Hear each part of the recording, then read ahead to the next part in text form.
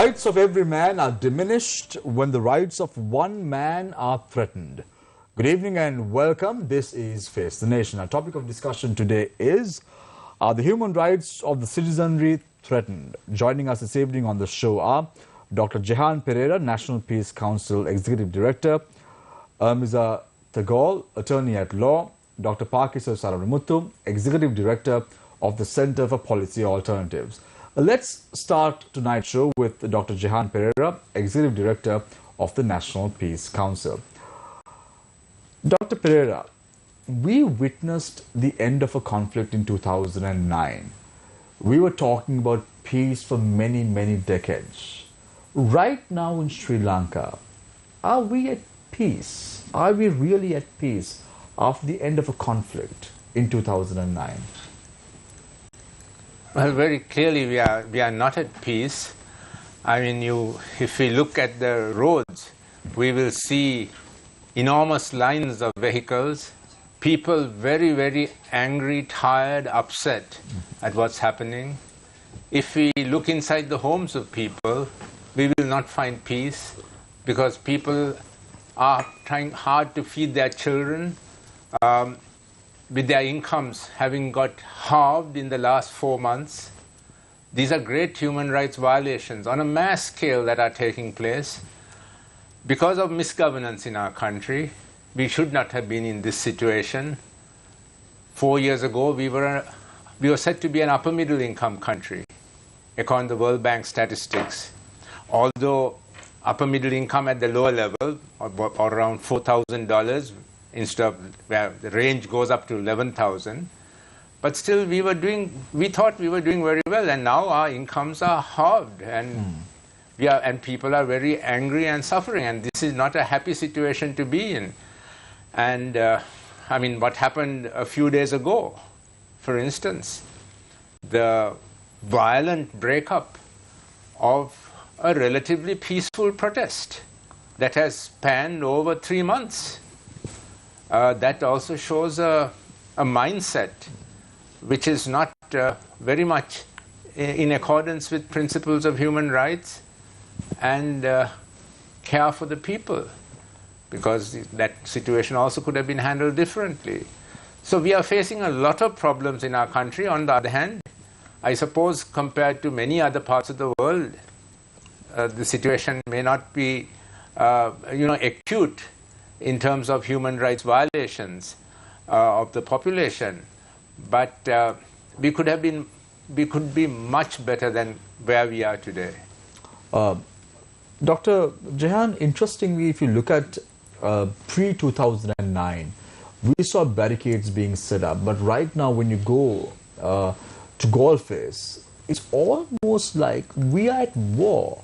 At war with whom? Are we at war as a nation with peaceful protesters? Is that what's going on right now? Who are we at war with? Yeah, I think the barricades at Golface are not necessary because the protesters were willing to leave. They were ready to leave. And in a matter of few hours they were going to go, and when they were attacked.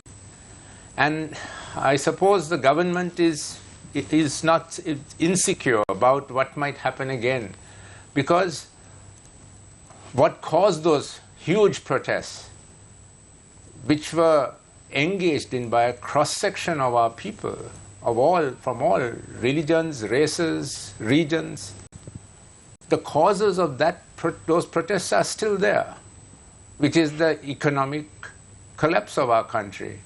So the anger is there, and it's maybe waiting for another focal point to get catalyzed and gather together again. And the government is concerned because what happened some weeks ago, where large numbers of people invaded state property, very important buildings of the state, and took them over. A state cannot let that happen again, which is also reasonable. So in the defense of the government, Dr. Jehan, they could say that we did this on Friday morning because we didn't want to see a repetition of what happened on the 9th of July this year. If that case be the case in point that we're talking about right now, would that have been okay for the government to do what they did on Friday morning, in the wee hours of Friday morning?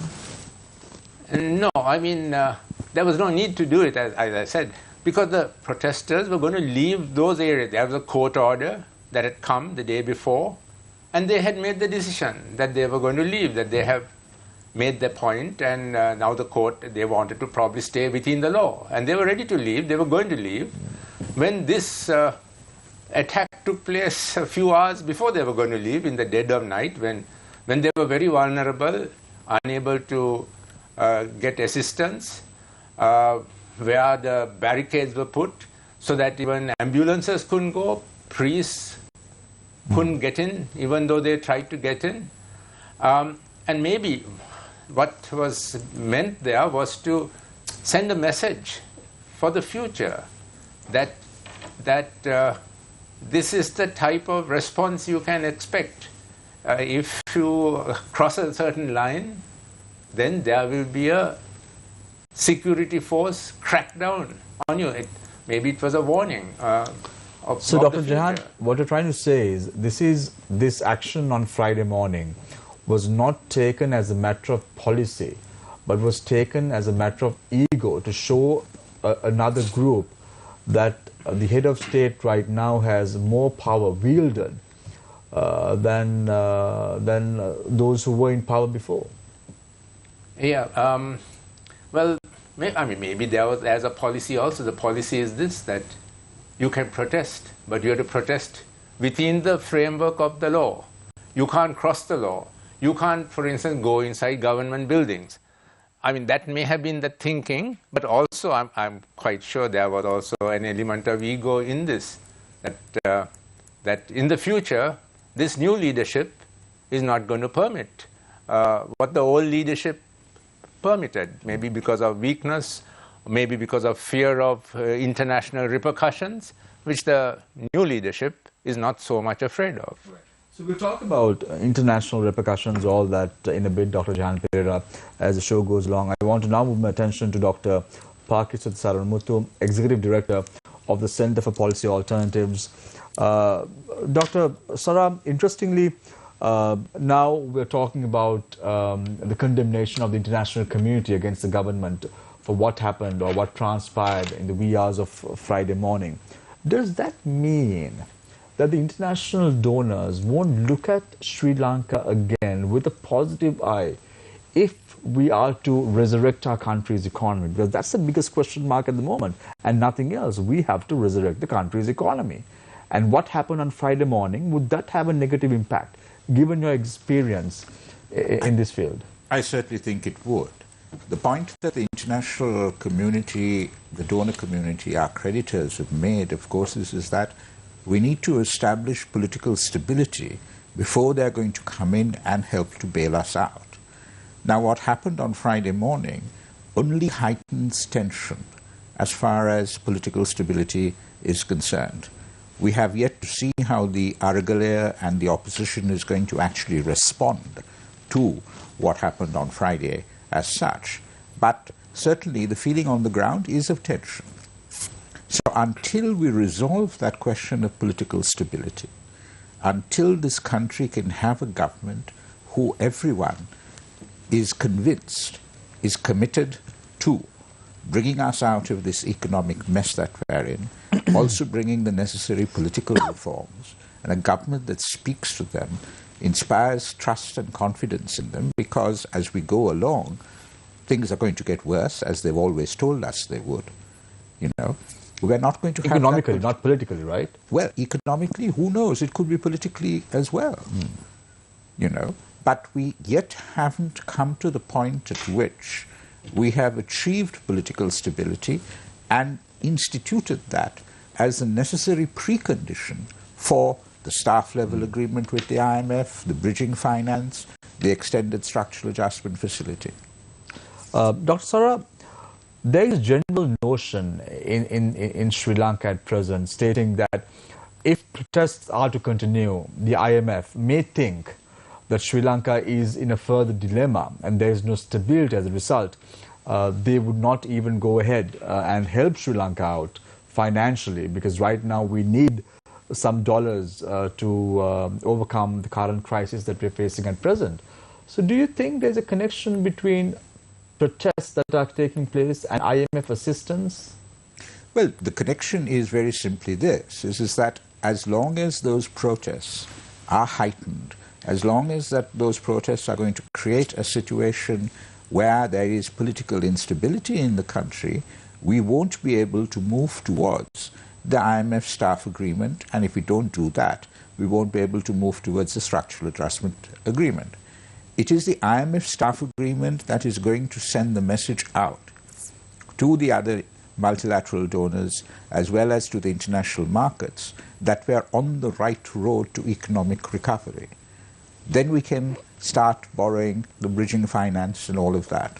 But absolutely necessary for any of these things to happen is that we have political stability, and it's not just a question of 1 or 2 days without strikes or without protests or whatever. We have to make sure, give the message out loud and clear that people now accept this government or whatever as the government of Sri Lanka and are willing to give it time to proceed with the measures to lead to economic recovery. Dr. Sara, I'm trying to figure out the mentality of the UNP leadership, because compared to the SLPP government, the UNP leadership is much more democratic in terms of governance. There is no democracy within the party, but at least in terms of governance, they speak a lot more about democracy, about good governance, so on and so forth. Did you expect such action from the present head of state right after taking office as the 8th executive president of Sri Lanka? No, I did not. It? No, I did not. I did not. But now that it has happened, looking back on it, I can understand to a certain extent that the message that he wanted to and his government wanted to give out was that don't mess with us. We are not going to take any nonsense from anyone. There are laws in this country. We don't want you going and occupying state property and all of that. And assuring the SLPP majority in Parliament, and not just exclusively the SLPP majority, but all of those who voted for him, that he will take a tough stand and that he can ensure their safety and their security. He is indeed showing a strong signal to the protesters and also the Rajapaksa administration as well, saying what you all couldn't do, I'm doing it now. Isn't it, Dr. No, yes. He is saying that, look, all right, enough of all of this. I am now taking control. I am now in charge. And I'm not going to brook any kind of dissent when I can bring the law and the forces to my command and put you straight, as it were. You know. So Mr. Wickremesinghe is wanting to give the message that as president of this country, he is going to be strong, he is going to uphold what he considers to be the law of the land, and that if they want to protest, here is a place where you can go and protest. It's almost like sort of giving them a sort of designated area, like a speaker's corner or whatever in London, you know. There you can protest, you can scream and shout as much as you want, but beyond that, I will not tolerate you. So, Dr. Sara, Minister Manusha Nanaikar, who was with the SJB, then crossed over to the government following the 9th July protest, stepped down from his portfolio, but which was not accepted by Ranil Wickremesinghe as the acting president back then. Now he has been appointed once again in his portfolio. Now the minister in question is saying that the IMF staff agreement is not becoming a reality because of the Aragalaya. Can this be true? Well, why is there an Aragalaya? The point about the instability, the unrest, the tension and all of that is because there are two opposing forces. And if they take irreconcilable positions, then you're going to get tension. So that's partly true. But that is not saying for a moment that the Aragalaya is wrong. and that the Alagala should not be tolerated. He should also talk about his own government and what they have done to ensure that we will get the IMF agreement. Right, thank you very much, Dr. Pakisar Saranmuthu, Executive Director of the Center for Policy Alternatives. I now move my attention to Miza Thagol, attorney at law and also human rights advocate. Miza, we're talking about human rights. Now, there needs to be somewhat of a line, distinctive line between human rights and the violation of human rights, and then people not taking the law into their own hands as well on the guise of human rights. Where do you define those lines? I think in connection, and we are speaking about what happened on the 22nd, in connection with that, we also have to talk about these situations and understand the context. There is a large-scale protest happening in the country, not just in Colombo, but in all parts of the country. In the north, in the east, people are protesting in many different ways. So it is in this context that there is also an occupation at Golface. It is in this context that there are people who came in the thousands to occupy buildings, right? These are public spaces. They are raising their voices with real concerns about their futures and their existence today. If you can't find 3 meals to put on the table, those are cries for help. And it is in this context that we are now talking about whether the protesters have done something illegal and trying to discuss whether the actions of particularly this president, the incumbent president, in calling for an emergency and thereafter directing armed personnel in the dead of night to use force and move protesters out when they were unarmed, they were not posing any form of aggression. So there is no proportionate response from the state. So now this propaganda offensive about the protesters having done illegal acts, illegally occupying buildings, being vandals, being drug addicts, there's a whole series of things that are being mobilized to discredit people who are asking for very legitimate things. We are missing the ball completely. Yeah, so Amisa, interestingly, if you look at what happened on the 9th of May with regard to the state-sponsored thuggery that took place against those who were protesting at the Aragale, how do you see that different to what happened on Friday morning? This is all part of the fact that we have not held to account state violence and violence that has been endorsed by the state by private actors as well. So what happened on the 9th? We see police officers standing by when protesters are beaten up. And those who are beating up the protesters come directly from within temple trees. We watched that happen.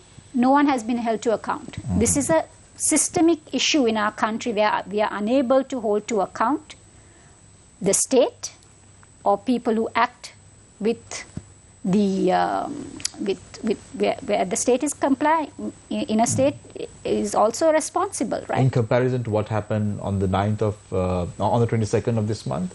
So then, direct state involvement. We are seeing armed personnel, unidentifiable because they've masked up, no identification badges, coming in the dead of night, and being extremely violent. So this is fairly straightforward. It's like the Russian army doing an undercover operation, it is very similar to that. You can see these personnel, security forces personnel, you can't even recognize them. Now they know the power of social media, so they don't want to even show their faces. Probably they know what they're doing is wrong, but because of the directions that they're getting from the higher-ups, they need to execute it. So the problem right now is, who should be held accountable? Is it the Minister of Law and Order, that is Tiran Alas, who is the minister in charge, or is it the head of state, or is it the Prime Minister who took over office on Friday, subsequent to what happened in the morning? In this situation, I think we have a history of state violence and repression of particularly dissent. And when we are talking about this situation, we can see the chain of command goes all the way to the president. It was the president who immediately after being appointed as acting president issues curfews. That's a direct sign saying, okay, there is no room for protesting. Then emergency is proclaimed. That is a very wide power. It's not a simple thing to call a state of emergency in a country. Why do you call a state of emergency in a country? When there is a threat to the life of the nation. So when the bar is that high and you use it to quell protests, it is only an abuse of power. So it is the president then who is responsible for calling a state of emergency, and thereafter emergency regulations, and then military is used. Why is the military being used against civilians? So, Amiza, in my opening question to you, I asked you a question about define human rights, protecting human rights, the violation of human rights, and then individuals trying to do acts of violence in the guise of human rights. Did you see that happening with the protesters who were at Golface at any point? I didn't quite catch the Violation of protesters being violent. violation of acts of violence in the guise of human rights. Did you see that happening? By whom? By those involved in the protests. The protesters were protesting. Can they engage in acts of violence? Because we saw on the 9th of July there were several incidents that may raise an eyebrow in terms of Are we talking acts of about violence. damage to property? Are we talking absolutely. about self-defense? Yeah. There are very many things that happen. And I think we really need to understand where the power is in terms of violence. Who has the arms? Who has the ability to mobilize that kind of violence? Right. If you're talking about the protesters, it is a disproportionate response by the state against the protesters. If the protesters were to do something, then identify that individual and prosecute. It's very simple. But to broadly call all protesters vandals or drug addicts or terrorists at this point, that's not a sophisticated response. It's an easy way out. Forget about sophistication. This government needs to get the act together with regard to the all-party government as well. Anyway, we'll leave it at that. I open the floor for questions from our journalists. Onto my immediate right is Disal Kabuge. Onto my immediate left is Hassan Shazuli. Let's start with Disal. Yeah. Okay. Thank you, Shamir. Yeah. Mr. Gaul, I'd like to direct this question to you. Now, the emergency law is in effect in the country, and I think, and I'm pretty sure most people are very confused as to what liberties are expensed under the emergency law. Because the army, the police, they justify their actions citing that it's under emergency law, which means that gives them the right to do so, especially with regard to human rights. What liberties are expensed under emergency law? So let me just explain a little bit about how emergency works. Yes, please. Yeah. When the president declares a state of emergency, it is a situation where he's saying that he is taking over some legislative power. He gives to himself the power to make laws. Thereby, the next step he does is to issue emergency regulations. Those are the new laws that he is making. So traditionally, it's the parliament that makes laws, the judiciary that checks that, and the executive that carries out day-to-day functions. But here in a situation of an emergency, the executive says, the president is saying, the situation is bad, I'm going to give myself powers to make laws. The laws that have been made, if you look at the emergency regulations that have been put out, are extremely repressive. They target the trade unions, they are targeting protesters. They are not talking about an emergency about there being no food in this country. Apparently the emergency is the protests.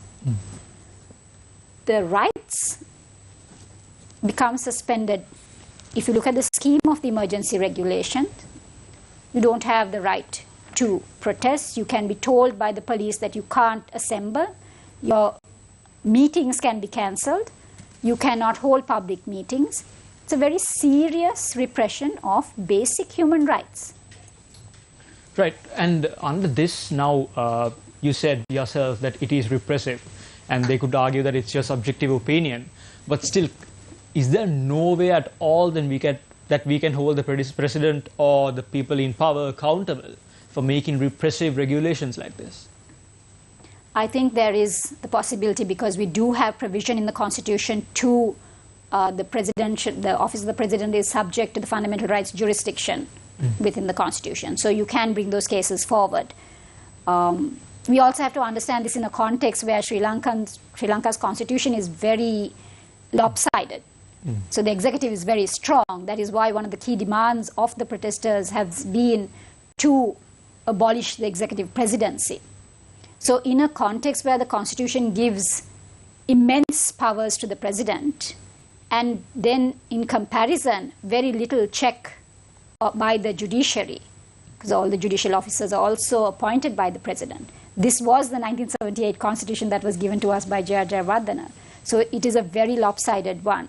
It's in these lopsided conditions that we are then trying to say, can we not get the judiciary to check these vast powers of the president?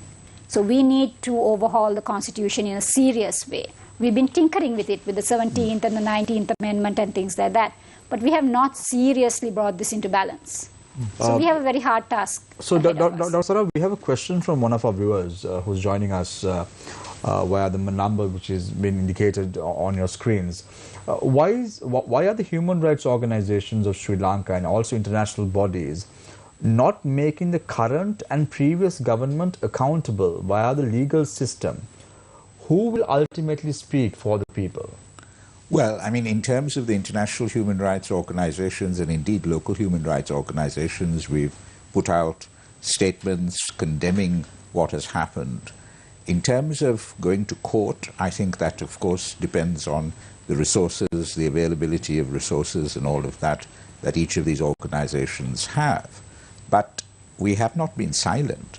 We have brought this to the attention of the domestic public as well as the international public as well. I mean, the Office of the High Commissioner for Human Rights issued a statement, with regard to what has happened. So everyone knows about it. Sri Lanka was the #1 story as far as the international media was concerned. And they talked about what happened in the early hours of that morning. And it was universally condemned, and rightly so. Dr. Saramathu, now drawing my attention to one of the points that was raised in this house question as well. We were talking about the state of emergency. Do you represent the Center for Policy Alternatives? You're the executive director. Has the Center for Policy Alternatives gone to court challenging the president's decision to declare a state of emergency when there is no such situation that warrants one of that nature? Well, we have gone to court a number of times on the declaration of emergency, but we haven't gone to court with respect to the last decision. Why is that, Doctor? If you give me the money and the resources to keep going to court every other week, then I certainly will be spending all of my time in court. But it's not just us. There are any number of other organizations as well that could exercise that right. No, we haven't gone to court because, we don't have the resources to constantly keep going to court. But we have been to court and we have not always been successful. Right. Why is that, Doctor? What is there a provision in the Constitution, like Armiza was mentioning? Does the Constitution not allow you to win justice over that particular case? No, it's not that the Constitution doesn't allow us to win justice. It's the decision of the judges who we go before. And there may well be times in which the judges think that we don't have any merit in our case, and we may well think that the judges are being executive friendly. Right. Armiza, I need to draw your attention to a tweet that you had posted on your account 2 days ago, a couple of days ago. You say any legal process to remove alleged illegal occupants, unless there is an agency, should take place with sufficient notice. My eye caught the attention of these two words, alleged illegal occupants. What is so legal about occupying the president's office? Why do you say alleged illegal? Is there anything legal about it? I think if there is illegal occupation, then people need to be identified and court processes need to be taken, that you need to take processes according to the law. You can't have an attack against another group of protesters and say, you all are the same protesters. A lot of people went through the building of the presidential secretariat. Mirza, I think I have to be the devil's advocate here. But let's take a look at what happened on that particular day. Now, even on tonight's show, we keep insisting that the government and the president must adhere to human rights and they must follow the law at all times. But isn't it hypocritical if the protesters themselves are doing something illegal and then expecting the government to do something legal in return? What are your thoughts on that? It's a really interesting question. Because we talk about legality and illegality, if we do it without context, then it's very straightforward. If someone is coming into my property, then it's trespass. It's pure and simple, right? So then that's a legal question. But here we have a context of a protest. This is outside of the law in that sense, where people are asking for the president at that time to leave office. There is no provision for that in the Constitution. There is that moral force coming into play saying we are agitating the laws, the policies of this government and governments before have not worked. So this is the voice of the people saying something. And how you tie that into the legality of it needs to be read in that context. So then when we talk about who is legal and who is not legal, let's say there was trespass of the presidential secretariat buildings. If that was so, then the action to be taken is to find who trespassed and to prosecute that person. Okay, is this open for interpretation, if I get you right? This particular incident where protesters took over the president's office, the president's house, the prime minister's office, his residence, in your opinion, is that open for interpretation, if I could get you right? I think yes. I think you. Then what is your opinion, Ermiza? Do you think occupying these state properties belonging to the president and the prime minister, because we see that once people started flooding into the president's office, there were details about bunkers that surfaced. These are security measures that have been put in place for the executive of the country, regardless of who comes into power. It could be a good president, a bad president, whoever it is. What are your thoughts? What is your stance? Do you think it is illegal or legal? I think protests are legitimate. I think when if there has been harm caused to somebody or property, then there is illegality that attaches to that and action should be taken. But I do understand, I say that the protest itself has to be recognized first. Thereafter, if there are specifics, then go for that. But don't taint an entire protest with a broad brush of illegality, because that does not really serve the purpose of what needs to be achieved at this point in time. So, Amisa, interestingly, we have this question from one of our viewers again. I'm trying to get as much questions today on the show from our viewers. So, we've been talking about constitutional reform since 1977. The easiest way to promulgate a constitution is to put a people's constitution before the people or the public. And none of the politicians did this. They preferred amending the constitution through parliament, incorporating political agendas and getting it passed through horse trading. What is your view? I don't think there has been serious constitutional reform. I think we've had discussions, we've had consultations, all of this has happened, but there has not been in Parliament a serious effort to reform the Constitution. Dr. Jehan, if I may ask you, now you're an expert of peace, and throughout the history of Sri Lanka, we've seen atrocities committed under the emergency law, and as Ermiza rightly pointed out, it has to change in a constitutional level. The people, the parliament, the executive all need to come together and make sure that the emergency law is not abused. So now we've seen emergency law being misused under the JVP riots, the 83 riots, and then the war, and also recently incidents in 2009, so on and so forth. So why didn't we see a movement like this back then? Why didn't we see active measures being taken to amend the constitution? What is wrong with the people and the people in power in the country? Why didn't they come forward back then? I think the difference this time is that the economic crisis affected all the people, the majority of people. They all felt it, and I mean that's what mobilized them, or their desperation to come out.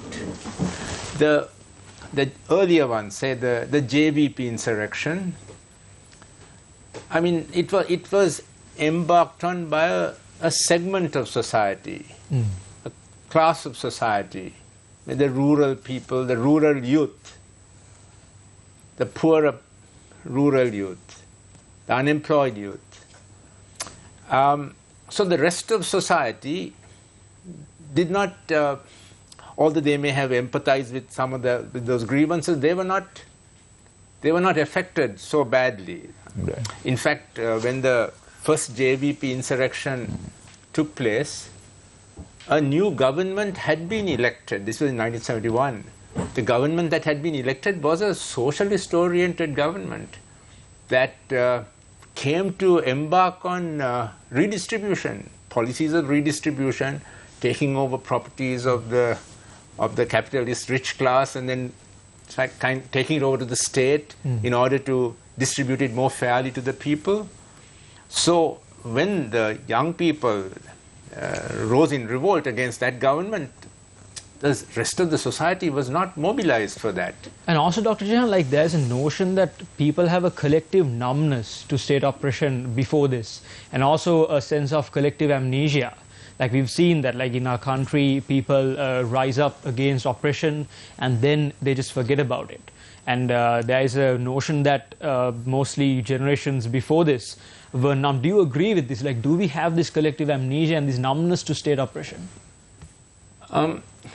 Yeah, sometimes because we are not impacted by what other people are going through. Then, I mean, that's the case with the war that we had. Right. You know, it affected an ethnic community, a minority community. The site of the major conflict was the north and east, not this part of the country. So people didn't identify with the sufferings of those people or their cause. And the difference this time is that it affected everyone. So, Dr. Jehan, you were talking about the JVP insurrection. I want to drag your attention to the 88-89 JVP insurrection that resulted in the Batla Detention Center being set up. And there were a lot of allegations leveled at the current president with regard to the torture that took place as the political authority at that time, who went ahead with the activities of the based on the Batla Commission report that I'm talking about. So the hallmarks of the current president, if you look back, goes back to the 88-89. This is not the first time that he's taken a very tight-fisted approach in matters. Well, that is true that there was that in 88-89 he was the political authority over that particular camp. Of course, the situation then was very desperate, but there's no justification for anyone to condone if that's the case, human rights violations at any time. But we must also keep in mind that in his subsequent periods in power as Prime Minister, during the ceasefire period, and again 2015 to 2019, he did rule with a very light touch. He tried to solve the war through a political process, through negotiations. He took a lot of risks, and he earned the admiration for that. I mean, of course, there was also people who were very angry with him and thought he was weakening the country, weakening the defense of the country, etc. So people, I think, change. At different times, they adopt different strategies. And it is unfortunate that the first major action on his part should lead to this type of human rights violation, this outrageous attack that took place. But I hope that it also serves, I mean, but shows very much, this time around, he's serious about business, isn't it? Isn't that what is projected to the outside world? One day after taking over office, this happens on the 22nd early morning. And that goes on to show, as Dr. Sarah mentioned, no nonsense with me this time. I am going to rule the country the way that I want to rule the country. And probably his intentions are very clear as well. You don't know that. So we can't judge him based on that yet. What are your thoughts, Dr. Jahan? But there has been also a counter reaction to that. It has come from our civil society, from our bar association, from our Human Rights Commission, which has taken a very strong stand, from the international community. So I'm sure he will be, I hope, he is re-evaluating. He's an intelligent person. He will re-evaluate. And I'm hopeful that having done this once, that it will not be repeated. So, Dr. Sarah, we have a question for you from one of our viewers. The question is regarding the statement that you made, clearing the presidential secretariat by force legally will send a message of instability to the IMF and donor nations. Could it be the reverse, that it could show the government is keen on establishing law and order and bringing about stability in the country?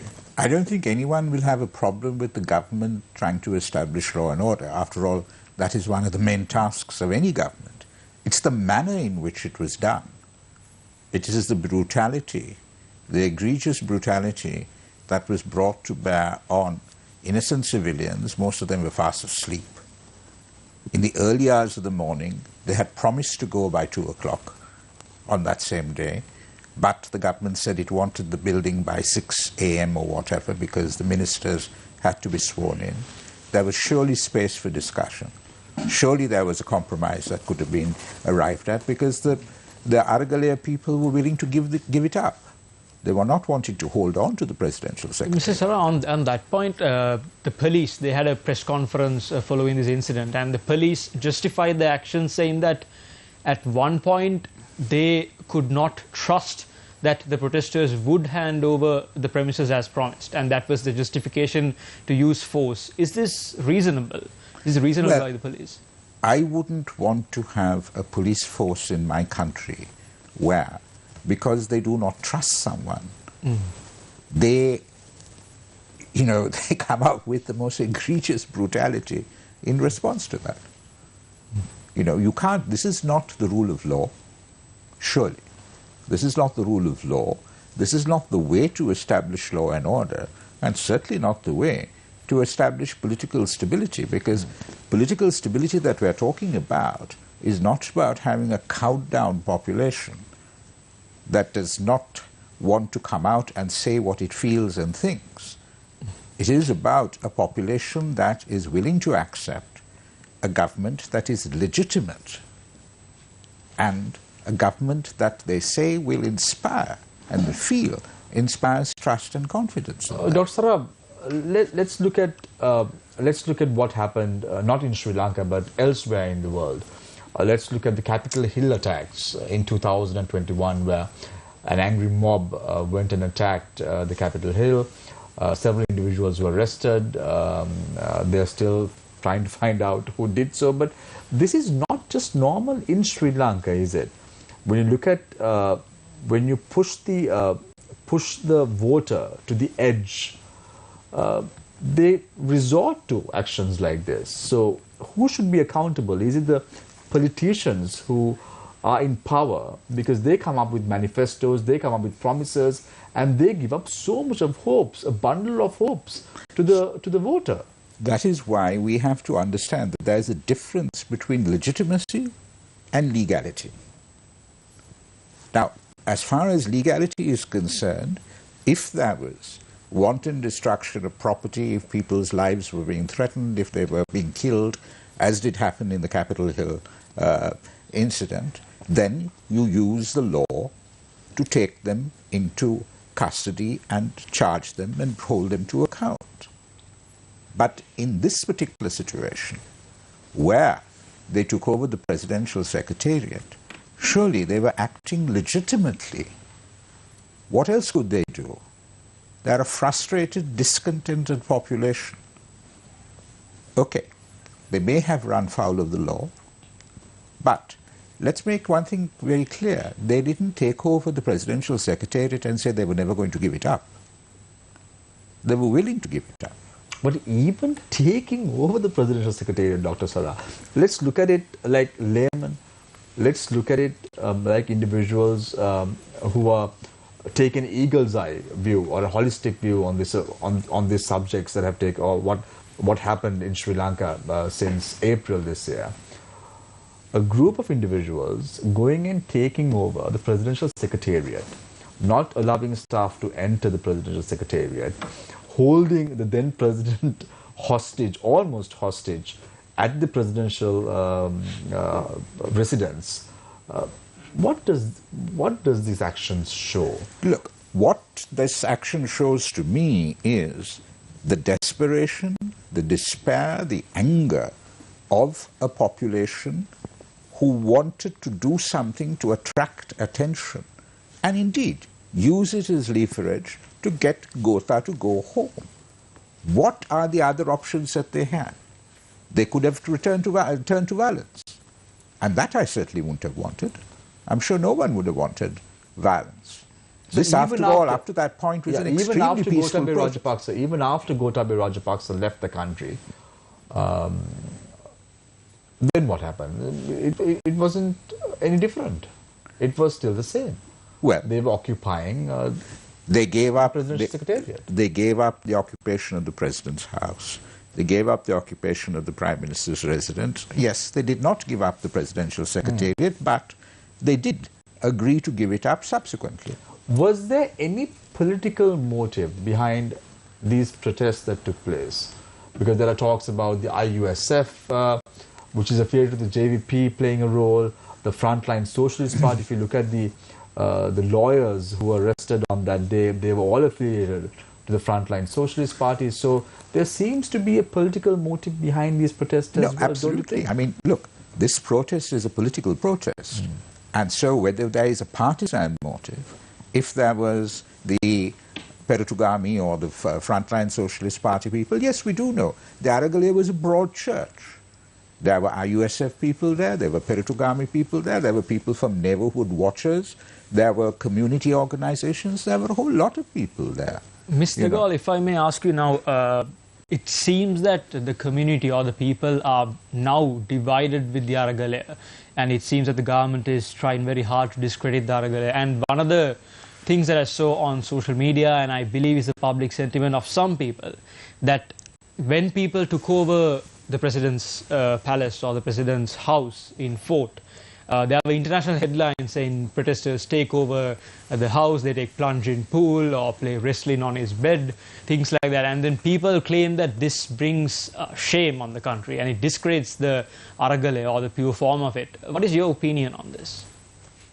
My opinion is that what brings shame on the country is that we are unable to solve the crisis this country is facing, more the humanitarian crisis. So the fact that the protesters took over the building, people were jumping, I don't see how that brought shame, except for the fact that we were saying that people are protesting.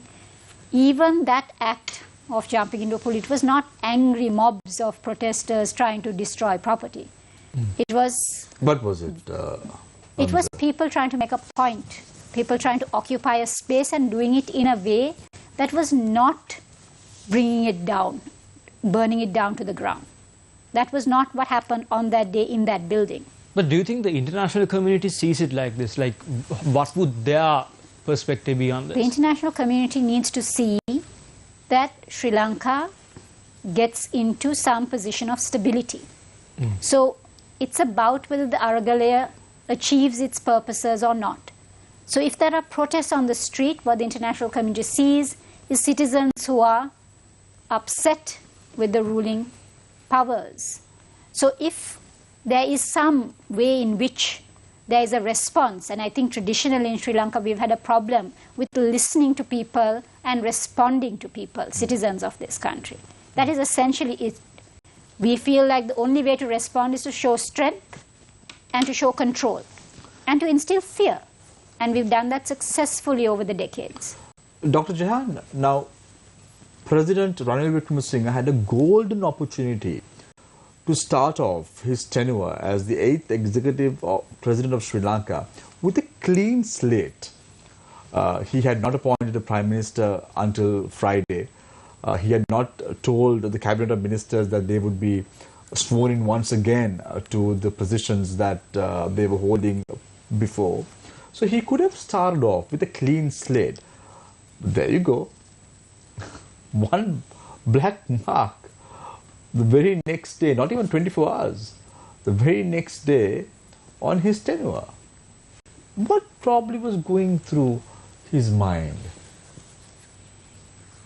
Well, I really don't know what was going through his mind, but I do think, I agree that we lost a great opportunity, because on the one hand, he rose to that position because of the Aragalaya, because these protesters drove out the previous president, the previous prime minister, the previous cabinet, with their commitment, with their bravery, courage, endurance. So he has to be grateful to the Aragalaya. So I would say he should have been grateful. And also, internationally, this struggle has received a lot of publicity, and very favorable publicity, because it was so peaceful. I mean, what the masses were doing. I know that there were incidents of arson and on May 9th, but that itself, there are question marks as to who did it, and because some elements maybe within the protest movement, maybe not within the protest movement, engage in that, it does not tar the protest movement as a whole, which has been extremely peaceful, extremely safe. The fact that families could go. I marvel at people taking their little children on their shoulders, walking hand in hand with them, because they felt safe. They all were united. They were all united, and the world saw this. And in other countries, when there are these mass protests, there are always looting. I was told this by diplomats, by scholars, who said that in their countries, when there are protest movements and big protests, then there are elements that go and loot. Right. Here the protest took place opposite the most elite shopping center, One Golf Face, the most elite hotel, Shangri-La. The protesters didn't go and loot. Actually, it's quite amazing. It is something to be proud of, this protest movement.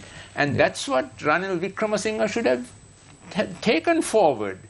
I mean, instead of seeing them as an enemy. Right. So, Dr. Jehan, now when you look at all this that has taken place, I recollect right after the 9th of May incident that took place, where Ranil Wickremesinghe was elected as the Prime Minister of the country, when he was posed a question from one of the journalists about the Aragalaya, he went on to say, we need to support the Aragalaya, we need to provide them with facilities to conduct this peaceful protest. And this very man who said that, when he was the Prime Minister, shifted gears within a few months after he became President. Now people are trying to wonder, is this the real Ranil Wickremesinghe playing the game of chess with his political know-how, with his political experience that he has showcased over the years? What are your thoughts? There is a possibility that he was also motivated by his desire to show those who had voted him in and made him the president that he would also be able to protect them. Because they are frightened. They can't go to their homes. They can't go to their homes for good reason. Yeah, but can't it be, Dr. Jehan, that because of the fact that Ranil Wickremesinghe showed the Aragalaya people that he's supporting them, he in fact wanted invariably, this is a hypothetical question, invariably the president out of the equation so he can very safely occupy the post of president, because ultimately when the president vacates his seat, the prime minister becomes the acting president, and then it's all about a numbers game in parliament, and he probably knew that he was the well-suited man to take up the top post and get the support of the SLPP parliamentarians. So this is all a political ploy that was working on his head, that was actioned subsequent to the 9th of May attacks. The president fleeing the country, it's all a political gimmick or a political play. Well, I really can't answer that question. I don't know what was really in his mind. But, I mean, if you are playing a game and you are just one person in a parliament of 225, it's a very dangerous game, and I hope that is not the way he sees things, because he has to work. He has to win the confidence, the trust of others, of the people, if he wants to make a positive contribution to our country, which I think he would want to do. He has to win the trust of the people. He has to win the trust of the other MPs. Right. He has to win the trust of the opposition. And then the trust of the internationals, that he can actually lead this country in a stable way, right, so that we can repay our loans and also develop. Forget about repaying the loans, Dr. Jan. First of all, we have to find ways and means to survive. Look at the long queues on the roads. Even despite the fact that a fuel token system or a QR code has been introduced, people are still waiting in long queues. And today, the minister himself had said that the next 12 months, it's going to be really tough in terms of distributing fuel to the countrymen. Anyway, Amiza, we have a question for you. Do you think that the new president will introduce the 21st Amendment to the Constitution, which will deteriorate or diminish his powers as the president and hand over to the prime minister? Or will he retain the 21st Amendment to the Constitution until the next 2.5 years and then introduce it during the latter stage of his tenure in office?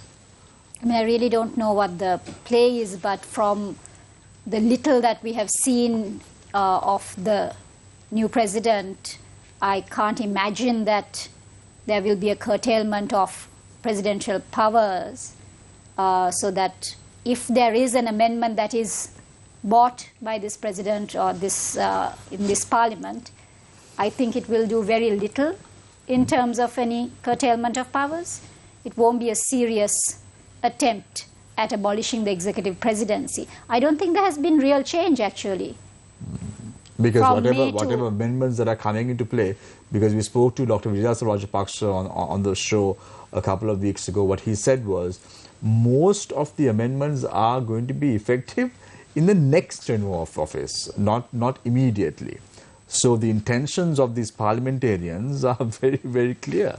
They don't want... And that postponement never comes. Absolutely. So they are not looking at the betterment of the public, but they're just looking at their political mileage, isn't it? If they're serious, they do it now. Yeah. Instead of... So I want to pose a question to all three of you with regard to this all-party government concept. Now, we are talking about this concept not today. We spoke about this all-party concept during the Maitripala Sirisena government as well, because if you created a coalition government, then you can go up to 50 members as far as the cabinet of ministers are concerned. So we're talking about this coalition government, all-party government, not today, despite the fact people forget the fact that this has been coming through since 2015. Now the government in power, is it an all-party government? So let's start off with Dr. Sarah. Do you think the government now in play is an all-party government? No, because there are no members of the opposition who are in the cabinet. So it's not an all-party government at all. The question is also as to whether the SJB, for example, will be willing to join a government, whether the TNA will be willing to join a government, whether the SLMC will be willing to join this government. So, you know, even if Mr. Wickremesinghe gives them an open invitation, which I think he has in terms of saying, asking them to support him, I don't know whether he's actually asked them to come and take cabinet positions, but they might turn around and say, look, the way you have behaved so far, particularly this egregious act of violence against the Aragalaya, says to us that we will not touch you. We are opposed to you. And therefore, what we want from you is a quick dissolution of Parliament and a new government elected. Dr. Sara, I want to come back to Amiza and Dr. Jehan also with regard to the question that I posed. But because you spoke about the opposition role, because whether they are willing to take up a position, because already we know that Harin Fernando in April went on to say that why not reappoint Harsha de Silva as the president of the country, and then he went on to say that we've invited Harsha de Silva to take over the post of Minister of Finance as well. So given that fact, do you think the opposition too, and the opposition leader also has a responsibility not to shirk away his responsibilities, but to help Sri Lanka to come out from this rut? Yes, but the opposition leader is in somewhat of a dilemma. He has consistently said that he will support the government as far as the economy is concerned, support whatever measures they take to get us out of the crisis. But politically, he's asking for them to dissolve Parliament and have a quick election, get rid of the executive presidency. So how those two are sort of squared, if you like, is something of a problem that he has. But his refusal to go into government, whether it was with Gotabaya Rajapaksa or whether it be with Ranil Wickremesinghe as president, his argument is that if at the end of the day we are given a timetable for elections as well as for the abolition of the executive presidency, then he will consider going into government. But the problem is, Dr. Sara, forget about Gotabaya Rajapaksa. Even the president, Ranil Wickremesinghe, has not indicated any of those policies yet to the public. No, so then the question So does that mean that the opposition is going to be at bay during this time period? I can't answer for them, but the tantalizing question, therefore, is if President Ranil Wickremesinghe is going to serve out his full term of office, that's 2 years and 4 months or whatever. So in those 2 years and 4 months, what is the SJB going to do? Are they going to try to get a quick election? Or are they going to spend that time trying to organize the country at large for a general election? Yeah, but a general election could be in 2025. In 2022. That's a presidential election. No, but a general election, there are only two ways now. Yeah. Either the president decides to dissolve Parliament, so that or Parliament votes by a two-thirds majority requesting the president to dissolve it. Yeah. Now, that's not going to happen.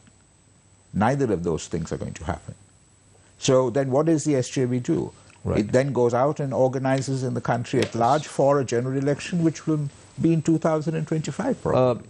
Dr. Sara, you said that the opposition leader is in a dilemma at the moment, but don't you think the president himself is in a dilemma? He does not have any member right now in Parliament. We know that Vajrabhayawardene is going to be sworn in as the Minister of going to be sworn in not as a minister but as a member of Parliament in the near future. We'll have to wait and see whether or not he is going to be appointed as a minister in the future in the cabinet. But he too is in a dilemma, isn't he? Because at the end of the day, he is being elected as the president with the support of the SLPP members, and the SLPP members constitutes of at least 6 Rajapaksa strongmen, and don't you think that right now it's him who is in a dilemma, because he has to protect the wishes and the women fancy of the Rajapaksa family at the end of the day. He spoke about taking a baby from one end to another in a bridge, wearing shoes with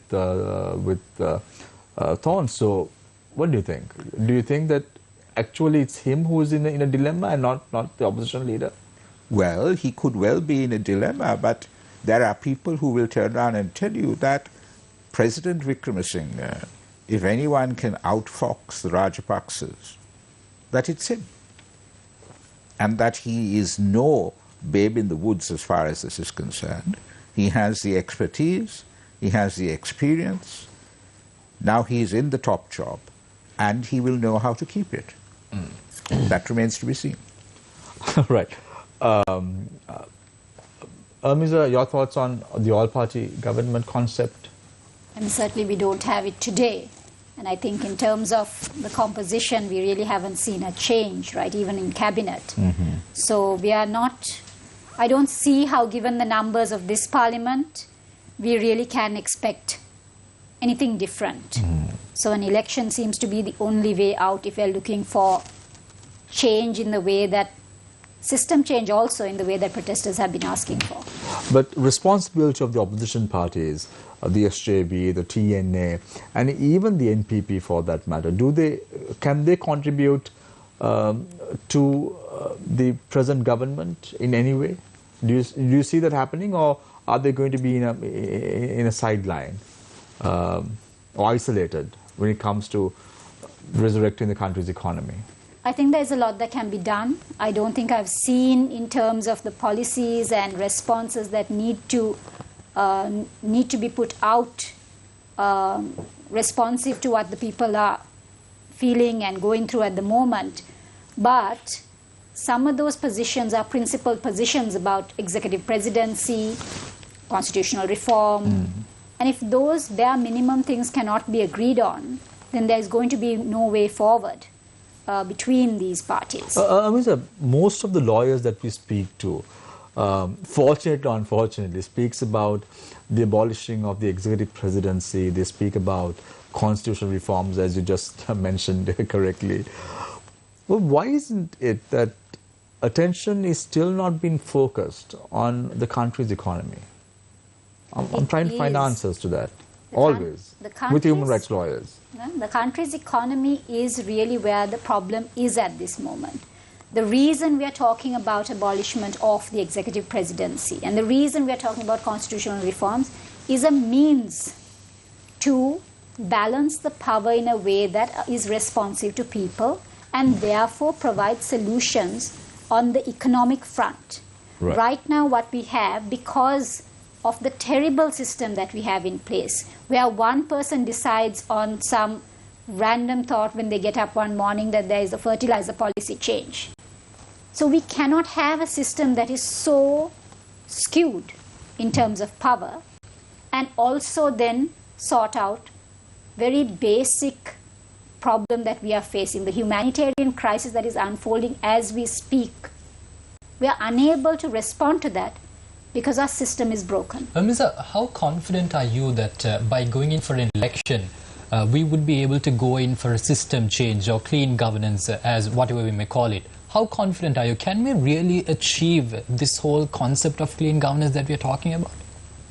I'm not confident at all that we can achieve it overnight like that. We haven't done the work that needed to have been done over the many years to get to a position where we are talking about system change. What needs to be done, in your opinion, if we are to bring about the change that the protesters are demanding for? Because you see, the protests that are taking place opposite the president's office, they want system change. That is part of the demonstration, that is part of their slogan.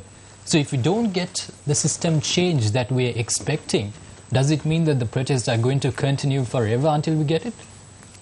If we don't see basic changes, at least, I think certainly. I think the situation even of the current president is very precarious, because if he does not represent change, the protests will continue.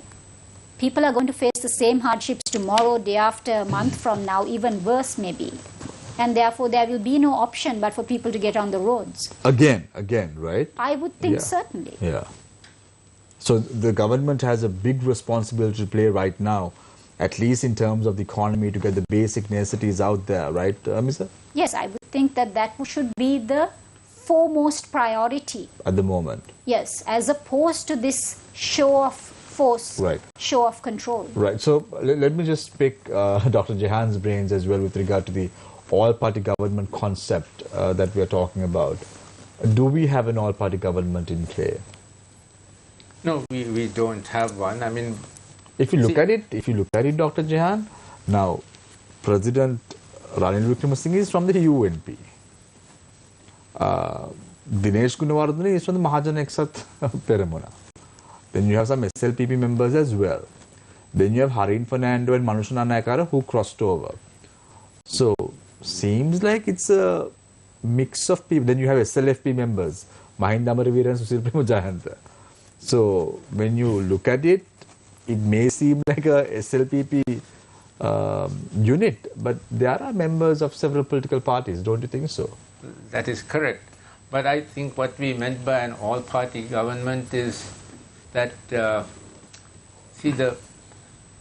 it is because the mandate of this parliament is no longer legitimate. It is true this parliament was elected 3 years ago, but the protests over the last 4 months in a way constitute a nullification of that mandate. The fact that people went into the presidential secretariat, presidential house and took them over. In a way, it was a peaceful revolution of a sort. Forcible eviction, forcible removal of the government leadership, the president, the prime minister, the cabinet. So therefore, we can't, now that mandate that this parliament has is not a real legitimate, it's a legal mandate, but not a legitimate one. And that's why we say that it should be an all-party government, a small all-party government for an interim period to get us out of the worst of the crisis, where the people who are part of this government are experts in the areas that they, as far as possible, experts in the areas that they take over. Now see what happened, Dr. Jehan. Dhammika Pereira, who took over office with the resignation of Basil Rajapaksa, has now indicated that he is going to resign again, probably after his statement that he made against Ranil Wickremesinghe, saying that he is not fit to hold the post of Minister of Finance. So now probably they don't see eye to eye. Now as a result of that, Dhammika Pereira knows that he is in limbo, and as a result of that, he may resign as well. So it's if you look at it, if you take an eagle's eye view of the Sri Lankan Parliament, that's the best example, isn't it, Dr. Jehan, with regard to a proper play. Don't you think so? Like a proper play. You can see the devils, you can see the friends, you can see the enemies, you can see the allies, you can see all of them. These 225 people comprise of everyone, no, Dr. Jehan? So what we need is actually a legitimate government with a fresh mandate, and that will come through an election. But as Dr. Sarah pointed out, how will we get that election? But let's look at practicality, Dr. Jehan. Now it's very clear that they won't go for elections. It's very clear. At least up until February next year, there won't be elections in Sri Lanka, not a general election nor a presidential election. What are the practical ways to move about? If I ask the three of you a question, how can we reverse what happened on the 22nd early morning of July? What can we tell the international community now? How must we approach the problems at hand? If I ask the three of you, what would be your response? How are we supposed to reverse what happened on the 22nd of July? Because we can't cry over spilt milk right now. We need to see a way in which to arrest this problem and move forward, convince the international community. How can we do that? Because I know Dr. Jehan and Dr. Sarah, you all have been very actively involved with the international community and engaged with the international community for many, many years, probably decades. So what is your message to the government now? So let's start off with Dr. Jehan. Well, I think what we would like to see is that the government engages in the reforms that are needed. For instance, the setting up of the all-party government, that a greater effort must be made by the president to try and win over the opposition to join, and also maybe he should come up with the amendment, the 19th, the 20th, get rid of the 20th amendment, start that process also, and show good faith in that. And there is also the possibility, the President has also talked about a National Policy Council, where people, experts, professionals, and also members of the leaders of the Aragalaya can be part of that council, so that they also contribute to the discussion and the decisions that are made. I think some of those things could be done. Mr., your thoughts? How can we reverse what happened on Friday morning? I would say can we reverse it, or can we at least try to do something? I would say that Ranil Wickremesinghe would have to step down. I would say that that's a big call. That's a big call. That has been the call from the protesters. It's not a bigger call than it was before.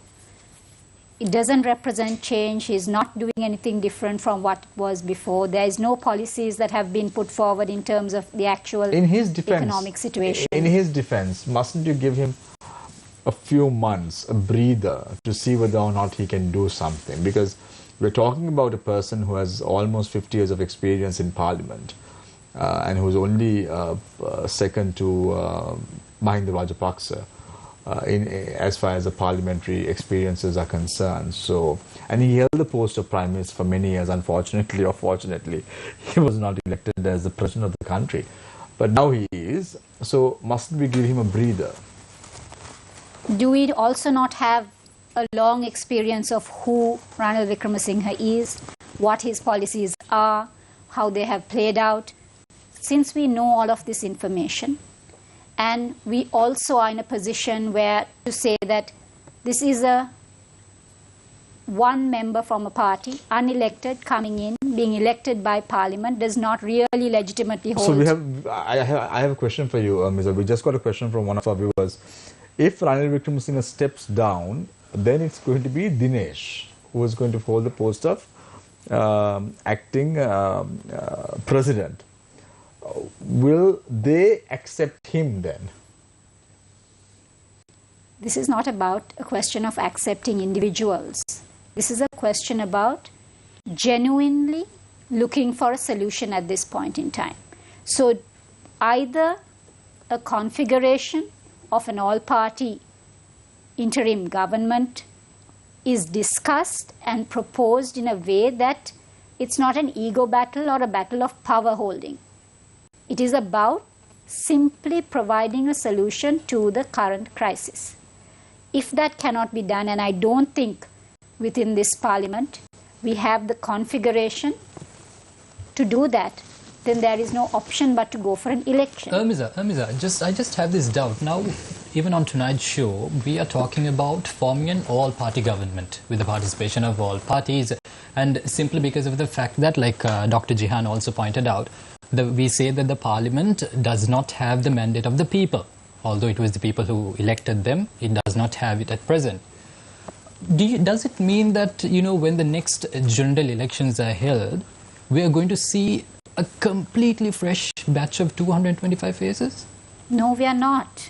And so we are then not even going to be able to have an election in the way that we absolutely need to have it, in terms of checks on campaign financing, in terms of qualifications to hold office, post. We're not going to see any of those things in terms of also representation of women. I'm trying to figure out, because if we keep on banking on elections as a solution, we say that we must go in for elections because the Parliament does not have the mandate of the people. Okay, let's say we go in for elections. What difference is it going to make? I think it will be a start. Towards what? Towards the change that we are asking for. At this point in time, the people are interested in what will bring them solutions, and they will vote people into power, hopefully, not for benefits given at the time. All right. Who will be elected, Amiza? Now, We've seen elections over and over again. 17th Amendment to the Constitution, same lot voted. 18th Amendment to the Constitution, same lot voted. 19th Amendment to the Constitution, same lot voted. 20th Amendment to the Constitution, same lot voted.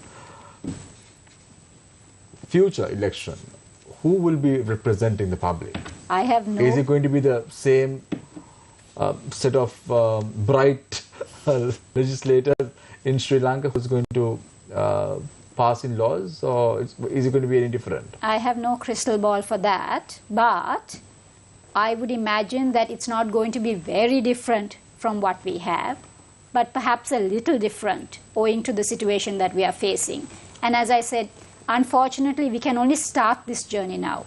Right. So we are getting some questions today from our viewers.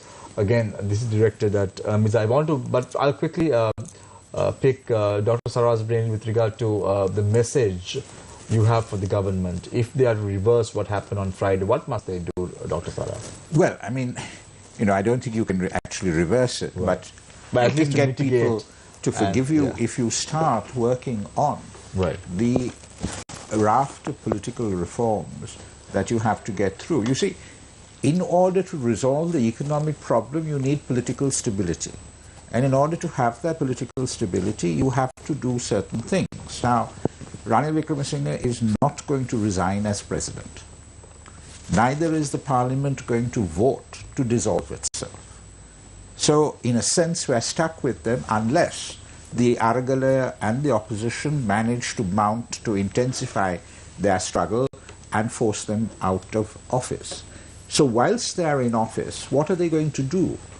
They must come up with at least some of the reforms that people are talking about, whether it be the abolition of the presidency, which I would argue for, or is it going to be the 19th Amendment? One of those two things has got to happen in those 2 years and 4 months if we're not going to an election before that. You have to demonstrate benign intent and your willingness to accommodate the voice of the people, the opinion of the people in terms of reform. Because if you are going to turn your back on systemic change, this country is going to be blocked in terms of progress, and we are going to go into terminal decline. Dr. Sarah, if I may ask you now, I don't think anyone denies that Ranil Wickremesinghe is a force to be reckoned with, because he has extensive political knowledge and also he comes from a legal background. And so far, what his actions, he has somehow managed to justify them legally. So in your opinion, so far, has any of his actions been away from the book, or has all his actions been... We need to go to MCR very quickly. We'll come back. Hold on for a second. COVID-19 සඳහා ආරක්ෂිත පියවර. ජනයා වැඩි වශයෙන් සිටින ස්ථානයන්හි ගැවසීම මගහරින්න. රෝගය ආසාදිත පුද්ගලයන් හමුවීමට නොයන්න. මුහුණ, මුඛය, නාසය සහ ඇස් ඇල්ලීමෙන් වළකින්න.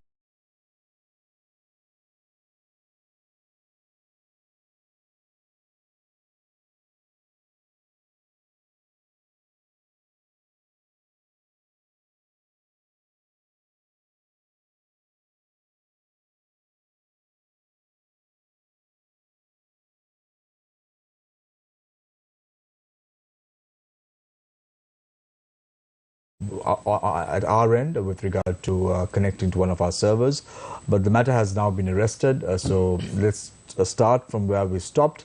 So this you were asking a question from Dr. Sarah. Yes, thank you, Shamir. To resume my question, Dr. Sarah, I was asking about Ranil Wickremesinghe. Now, he is no doubtedly a force to be reckoned with. He has extensive political experience and he comes from a legal background. So most people would argue that he always has a legal backing to whatever he does, and he finds a way to justify his actions legally. So far, have any of his actions been out of the book of law? Has he made any errors in that sense? No, this is why I say there is a difference between legality and legitimacy.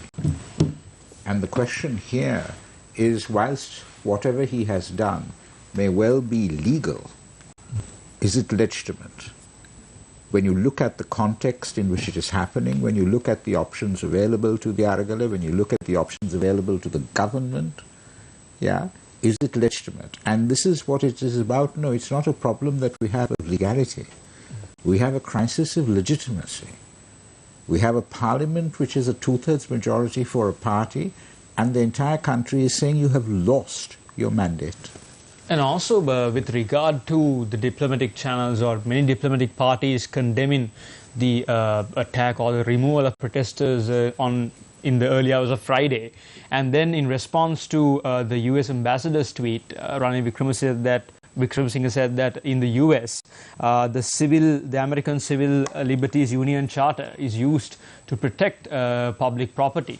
And he questioned as to why they questioned that happening in Sri Lanka. Now, this is a very arrogant statement by him, and it's directly challenging these countries. So do you think it will affect diplomatic relations between our countries?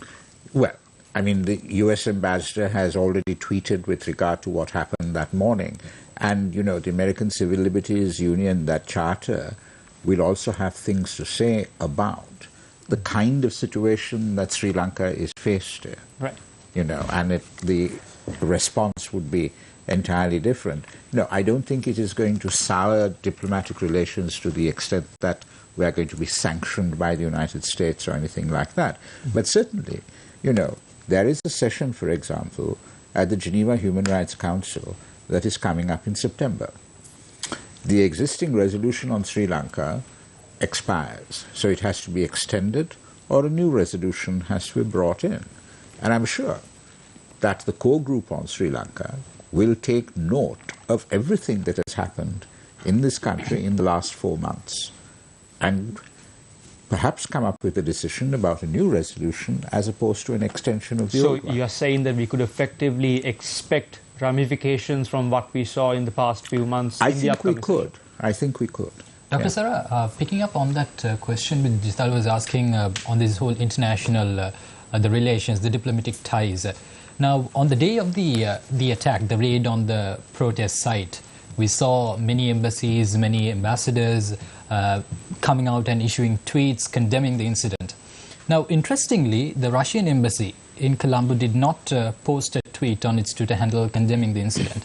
Instead, they came out with a tweet congratulating Ranil Wickremesinghe on his appointment to office as president and said that they would be willing to work with him. How do you see this? Do you think that Russia is trying to, build some sort of ties with Sri Lanka, or is Sri Lanka trying to? How do you interpret that? Well, Russia has ties with Sri Lanka, and Russia is probably trying to strengthen those ties. Because remember, in the past, when you had the Rajapaksas in power, Sri Lanka never got on the agenda of the United Nations. And the reason for that is because China and Russia would always use the veto to prevent that from happening. So if the West is seen to be taking a particular stance, and the stance ostensibly is the one that is human rights friendly, the Russians will take the opposite stance. And in addition to that, I suppose we are expecting to try to get some deal with regard to oil. But Dr. Sarah, that failed. That is what I was trying to get at. Well, it failed once, but we can try another time and see whether it will work. But as we know, it is the crude oil that comes from Russia. We have to refine that oil. And refining that oil, of course, needs more oil to run the refining equipment and all of that. Does the Russian embassy's tweet, welcoming Ranil Wickremesinghe to the office of president, indicate that they are willing to, go forward with the deal? Do you think that there is any indication to that effect? Well, in terms of resuming the deal that was not effective under Rajapaksa? All I could say is this, is that I'm sure, given the sanctions against Russia, that Russia would be interested in doing a deal with anyone. And given that Sri Lanka is desperate, we would do a deal with a country that is being sanctioned even. Dr. Jahan, Dr. Sarah was talking about the UN HRC sessions. I just want to drag your attention to that because you've been quite an active member at the sessions in the recent past. So, Mangala Samaraveera and Ranil Wickremesinghe combination, along with Maithripala Sirisena, went ahead and co-sponsored the US resolution against Sri Lanka, or on Sri Lanka, in 2016. And then the Minister of Foreign Affairs, Dinesh Gunawardena, as a policy decision taken by the government articulated to the sessions, UNHRC sessions, that they're withdrawing from co-sponsoring the resolution, and then it aggravated the situation a little bit more in the eyes of the international community. Now, the Ranil Wickremesinghe combination, along with Dinesh Gunawardena, his classmate at Royal College, is now the Prime Minister of the country. Now, what would happen? What would be the policy direction that Sri Lanka takes? Because Sri Lanka has never had a bipartisan policy. Policies have always changed with respective governments coming into play. So what's going to happen next at the sessions when it comes to the UNHRC sessions in particular on Sri Lanka? I believe Sri Lanka's stand would be to try and get out of the UNHRC. They don't want to be there year after year and having to answer all these questions. So that would be the primary endeavor of the government, to try and get out of it. But that's going to be difficult because we have not fulfilled the the spirit of the present resolution. Yeah, and what sort of approach Ranil Wickremesinghe may take at the sessions that are coming up? Well, that's an interesting question. My guess is that he would. Now the last resolution was imposed on us despite our opposition to it, and this time maybe he might try to discuss with them and arrive at some sort of consensual resolution. But I'm not sure what. But we've seen, Dr. Jahan, months in and month out at the UN sessions, the current situation of Sri Lanka is always discussed because there are organizations that report back to the UNHRC sessions on Sri Lanka's conduct in terms of human rights. Now, what happened on the 22nd of July, how is that going to reflect moving forward at the UNHRC sessions with regard to protecting the rights of a group of peaceful protesters? Yeah, my guess is that the countries that have sponsored the resolution, the last one, will continue to press for it. So they will either what's called a rollover. They might give us more time to implement the resolution that already exists. They might also come up with a new one. And I guess Mr. Wickremesinghe's, I don't think he will want to fight against it, because getting the goodwill of the international community is very important to us at this stage for reasons of getting economic assistance from them. Also, the GSP Plus is also, the European Union has pointed out that is also conditional upon Sri Lanka accepting the human rights standards, international standards.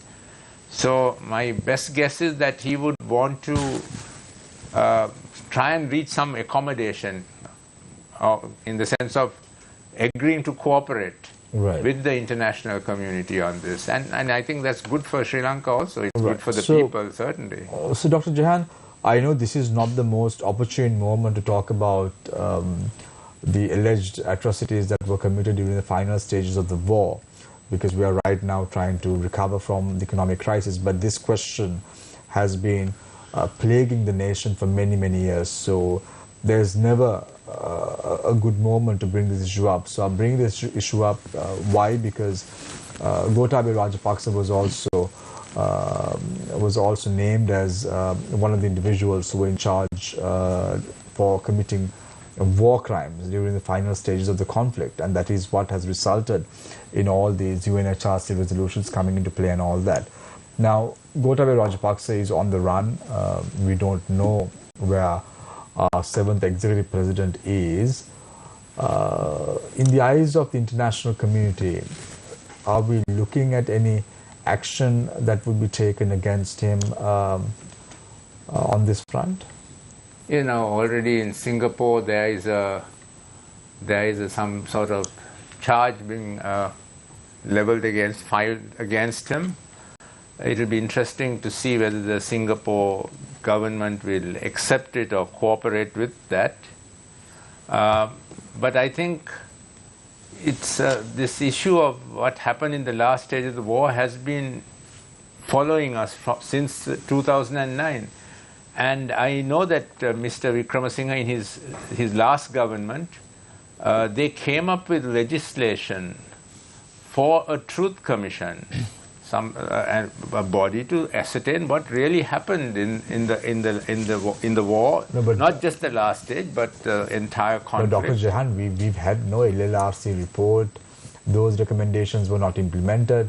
In those recommendations, it's very clear that Mr. Karuna Amman should be held responsible for the massacre in the East, but no action was taken. In fact, he was the vice president of the Sri Lanka Freedom Party at that time. So all these reports and reports again, there is nothing accountable that comes out of it at the end of the day. So why another report? I mean, but we need to do some fact-finding, because there is really a question mark as to what happened in the last stage of the war with the Tamil political parties, Tamil diaspora giving figures much larger than what the government has said was the casualty toll. So I think that we need to find actually what happened, because we really don't know ourselves.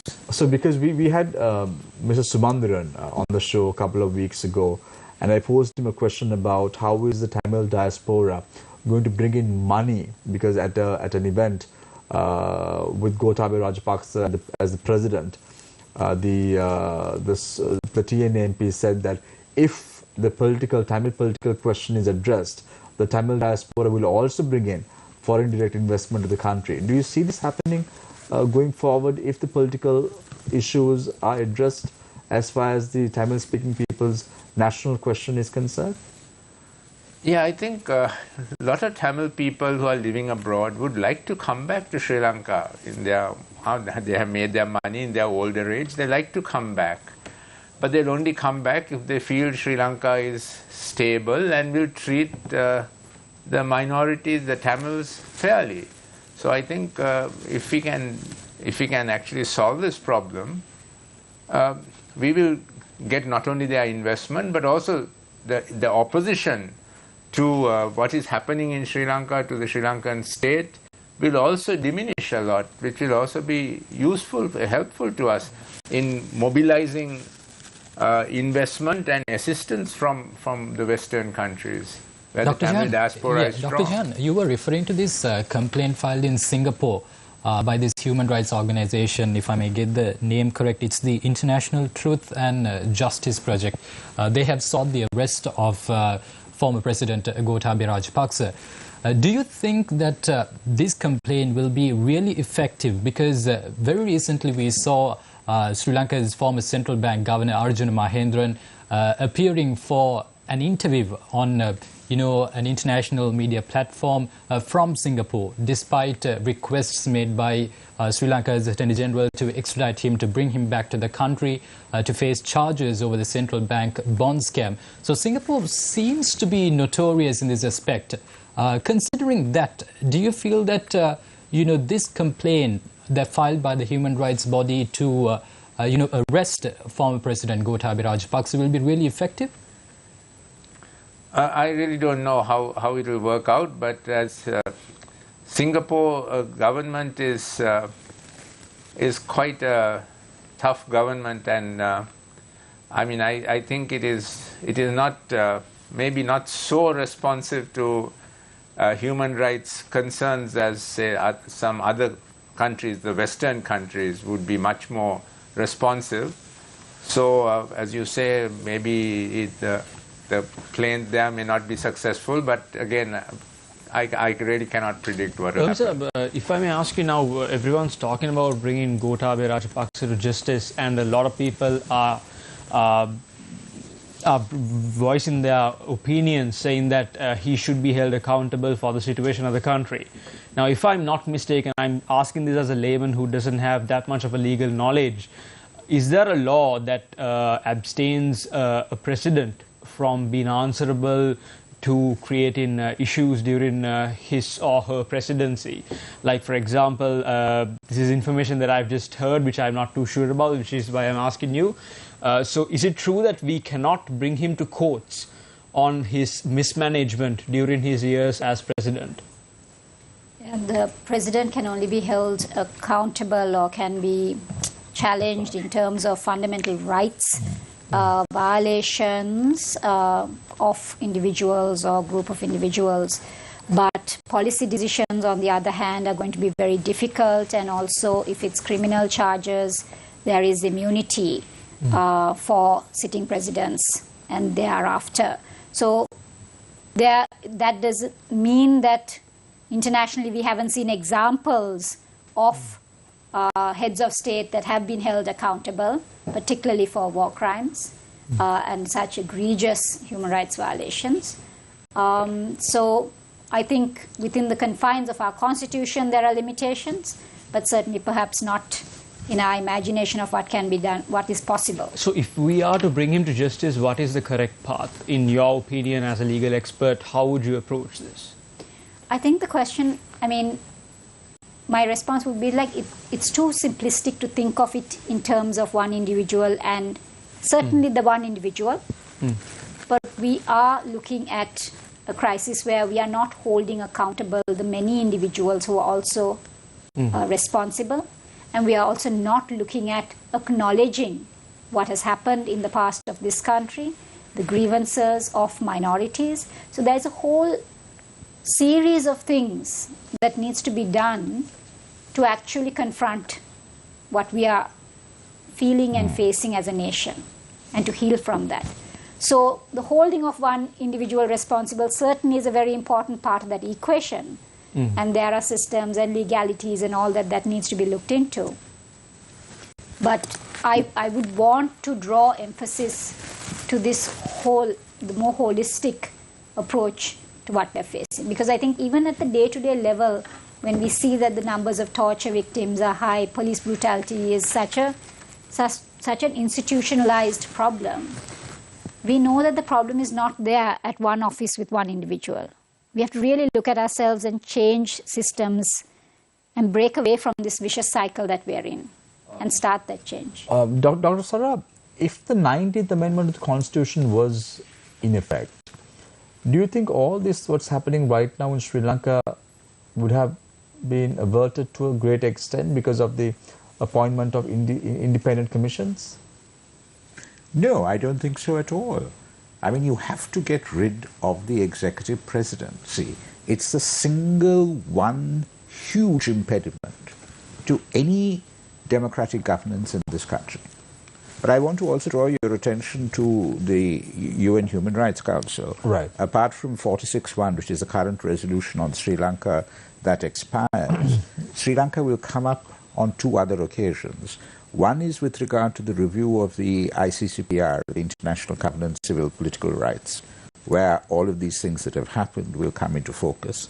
And the other is what is called the Universal Periodic Review, where, again, Sri Lanka will come up, I think it's in January or February. Now, under 46/1, they have gone ahead and established what they call the Accountability Project. And it's just got funds only about 4 or 5 months ago. And there the brief is to collect and collate information with regard to war crimes. And that will be available to anyone who wants to take a case. Now, the point with regard to the International Truth and Justice request to the Singaporean Foreign Minister is to invoke universal jurisdiction, which is what was used against President Pinochet and all of that kind of thing. So, you know, accountability for war crimes won't happen overnight, but you cannot wish it away. It's going to be around. And if you look at the 2015 election, which got rid of Mahinda Rajapaksa as president, I think the buzzword was accountability. In the north and east, it was about war crimes and crimes against humanity. In the south, it was about corruption. But we had some progress with regard to the demands in the north because we came up with the 4 mechanisms and we went to Geneva and co-sponsored that resolution. But with regard to corruption, we didn't have anything happen. And in a sense, what is happening now is a kind of picking up the baton that fell off the hands of Maitri, Pala Sirisena and Ranil Wickremesinghe in 2015, and now we're trying to get something out of it. Yeah, but you spoke about Pinochet, Dr. Sarra. The difference, if you're trying to compare Gotabaya Rajapaksa with Pinochet, can you draw that parallel? Because no, but the point about it is this: it's the allegations of war crimes. Yeah. Now, in the Pinochet case, there were allegations. Yeah, very with direct regard allegations. to crimes against humanity and all of that. With regard to former President Gotabaya Rajapaksa, there are allegations. So it's a question of collecting that evidence and going to court. So in that respect, there is a similarity in that they're both ex-presidents. And there are allegations against them which can be taken to court. Right. So, Hassan, any questions? I have one last question, okay. if I may. Very quickly. Yeah, just like sort of like a concluding kind of question. One thing that I feel is that the population in Sri Lanka, or the general public, is most of the time unaware of their rights. They're not sure which rights are granted to them by the constitution. But in contrast to other countries, we see that when the police are confronting them, they would directly confront the police saying that, no, we have this right and that right under this article, so which means you cannot do this to us. So what can we do going forward to educate the Sri Lankan public on their rights? Or what can we do from our part, from the government level, or in any matter, how can we go forward like that? Dr. Sarra, or... Well, I mean, I would suggest that, look, as a media organization, you do a program which is easily accessible in easily understandable language. Don't you about think it those should also be, Sorry? Don't you think it should also be included in the school curriculum? No, absolutely. That's a longer-term plan. You know, we have to sort of educate people to be citizens of a democratic society, but the Bar Association and all of these organizations, including the one that I run, is we need to go out and do simple language, easily accessible, give out material where people are made aware, a lot more aware what their rights are. Not detracting from that answer, we certainly have to put that information out there. But there is also an onus in bringing people into power that makes sure that laws are simplified, laws go out to people. When laws are made, that there is a process of consultation. It's not made without people. Sri Lanka, we make laws like tomorrow there'll be a bill that's out and we are struggling to figure out what's in that bill. Exactly. Yeah. So the political, legislative culture also needs to change. It's not... And quite often parliamentarians don't know what's in the law that they're voting on. Quite often. So as much as we say there is an onus on people to know what their rights are, there is certainly a bigger responsibility, I would say, on those who govern, those who come into power, to ensure that that information goes out and to put that information out there and to ensure that there is that public education angle all the time. Leave alone, Dr. Sarra, parliamentarians not knowing about the law. We had heads of states in Sri Lanka who are heads of cabinet knowing what's happening in the cabinet meetings at the next day, next morning papers. So that's the country that we're talking about. We're going for a short commercial break. When we come back, we discuss with Dr. Saranamuthu Tagol and Dr. Pereira with regard to whether the human rights situation in Sri Lanka has been threatened. We come in after this short commercial break. Stay connected, stay with Face the Nation. We will be right back.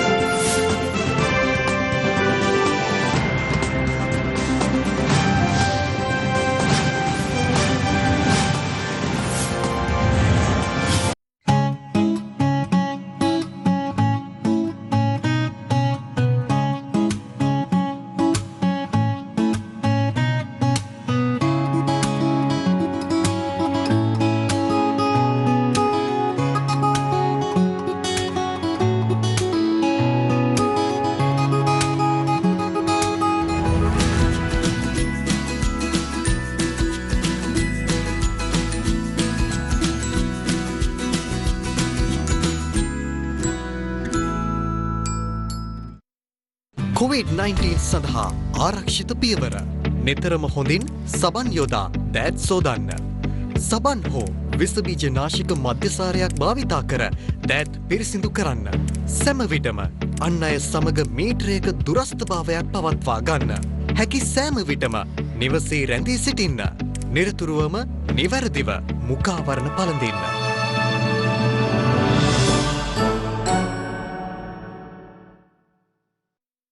A brand new year, a year of hope, a year of aspirations and people looking for inspiration. Our software engineers, our IT expertise are, not seconding to anyone. A proper investigation led by the CID.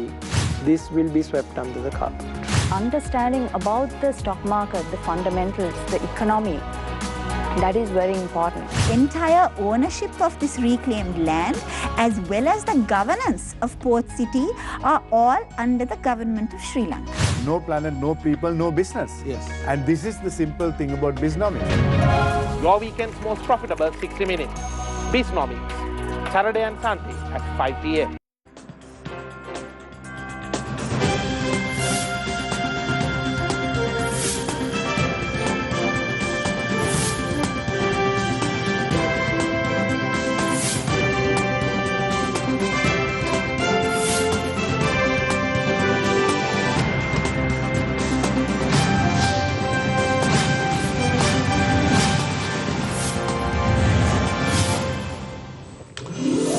Welcome back. This is Face the Nation. It's the final round. We start off with Dr. Jehan Pereira, Executive Director of the National Peace Council.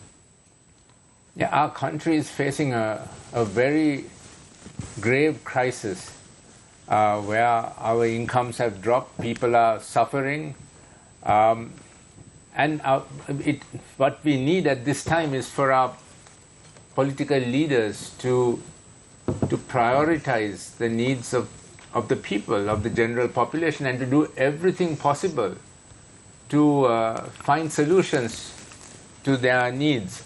And what it requires, the international community is looking for for political stability, for consensus within the country, to see that our politicians work together, that there is some agreement among them as to how the future should be faced. So that's what we really need. But at the same time, we can see that the politicians are also thinking about their own power, their own personal power, and staying in and protecting themselves, thinking of the next election. So this is the tension there is between what ought to be done and what they are actually doing. And that's where I think civil society is needed. Civil society meaning not just NGOs, but people, the bar association, the media. We have all to get together and put pressure on our leaders so that they will be pushed in the correct direction of service to people and solving their problems. Thank you very much, Dr. Jehan Pereira, Executive Director of the National Peace Council. I now move attention to Ermiza Tagore, Attorney at Law. Well, I would say that in responding to people, and we're talking about the protests and the protesters, to also understand that this reflects a wide range of people across Sri Lanka. So we're also talking about people who are also not at the protest grounds in Galle-Face, but there are from the plantation communities, there are agitations or people involved in the fisher folk, there are agitations in the east. There are very many issues that are being raised through the protests across the country. And that wide face, or that the many faces that the protests also represents, needs to be recognized. And in responding to that, I think it's really important to understand lived realities of people. And we don't have a political culture that responds to those lived realities, and this is why there is a breakdown at this point. So we are talking about human rights, but the reason that comes into the fore is because we are unable to have a culture where we listen and respond politically. So I think if we were to shift, and that means shift fundamentally, So I'm saying the economic policies of the past are responsible for the situation that we are in. We need very different solutions in this context for this problem. And it will only not be just an IMF solution. It will have to be something also that we commit to politically for the people in terms of solutions, because we'll have to figure our way out of this. We cannot say if we just do one agreement, this is going to all go away. This is for the long haul. So understanding that and responding to that and actually being different will be key in moving forward. Thank you very much, Elmiza. I now move my attention to Dr. Pakis Saranamuthu, Executive Director of the Center for Policy Alternatives. You know, yesterday there was an interview with Dr. Indrajit Kumaraswamy, who was the former governor of the central bank. And when asked the question of how long will it take for us to get back to economic recovery, he said it'll take roughly 5 years. I was asked the same question on a separate interview with the same interviewer, and I said it'll probably take 10 years. Now, why do I say that? We need, at this point, a new paradigm of governance. We need to make sure that we have a constitution that represents all of the peoples of this country, where institutions do not humiliate people, where peoples do not humiliate each other. We have to recognize that this country should be founded on unity and diversity. Next, I think we have to recognize that as far as the economy is concerned, we have had a culture of entitlement in this country which has contributed towards this economic crisis. If you look at it, every public service in this country is heavily subsidized. You're looked after from cradle to grave. There are 1.5 million people in the public service for a population of 22 million. There are state-owned enterprises that are making losses by the millions daily. You have a military budget 13 years after the end of the war, which now eclipses the total spent on health and education. We have to get this information out to our people, and we have to recognize that they too, we all, have a responsibility in what we've got ourselves into. Of course, some people have more of a responsibility than others. So at the end of the day, I think we have to get the politics right before we can get the economics right. And in order to get the politics right, we have to first and foremost recognize that we are a very diverse country.